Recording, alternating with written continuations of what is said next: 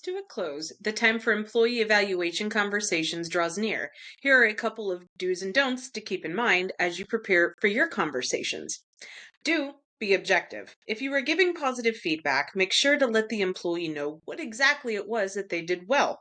If you like the way they managed a special project or completed a report, let them know what it was they did that you liked specifically. It reinforces their positive achievements better than say, Susie did a great job in the third quarter and achieved expectations overall.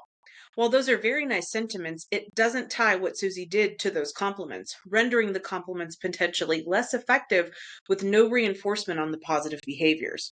On the flip side, virtually the same rules apply when delivering negative feedback. Don't base feedback off of personal feelings or beliefs. Stick to fact and what can be proven. Just because you may feel or perceive Bob to be weaker link on the team doesn't necessarily mean that they are. How is Bob measuring up to their KPI goals? Have they measured below goal? If so, what behaviors led to this? If Bob had not previously been addressed for these throughout the year, it is unfair to hold Bob's feet to the fire now. Do use clear, concise language. Avoid using jargon or slang. Not only is this because it affords the employee the intellectual credit they are due, we can assume, it also pays you the intellectual credit you are due. Keep in mind, more than just you and your employee are going to be reading the review write-up and or participating in the conversation.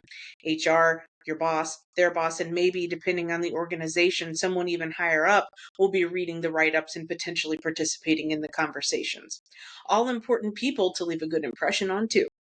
Finally, don't, and this goes hand in hand with the first don't, make anything a surprise in the evaluation. If the employee was not addressed or perhaps even praised for what you were discussing, don't make it a major talking point or discuss it at all. When considering rating and or merit increases, really evaluate any decision in which you are considering lowering a rating score or pay increase when the factors included in that decision make up a small fraction of that employee's year. For example, if an employee was late 90% of their scheduled shifts in February due to unexpected events and had a difficult time securing transportation so they could arrive to work on time, but did eventually get the issue resolved and all went back to normal, for example, no more future tardies or attendance issues for the rest of the year, is it really fair to hold them accountable for an issue that in all reality only made up 1/12 of the year? Likely not, but I definitely encourage you to use your best judgment and consult your HR business partner and or leadership team if you find yourself needing further guidance. I wish you all positive, productive, and dynamic evaluation conversations.